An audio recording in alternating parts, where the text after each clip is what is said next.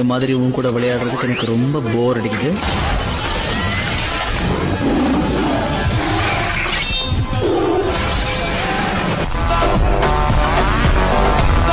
யாராவது இருக்கீங்களா? மத்தவங்க எங்க அலன்? எனக்கு தெரியாது. இது ரொம்ப தப்பாச்சு.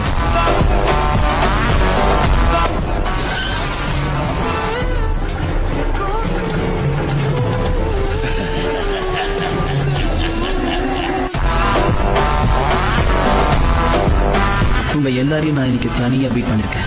உங்க பவர்ஸை யூஸ் பண்ணியும் என்ன உங்களால தடுக்க முடியல. நான் இன்னும் என் பவர்ஸை யூஸ் பண்ணவே இல்லை. இந்த சேட்டலைட் ரொம்ப ஆபத்தான இடம்.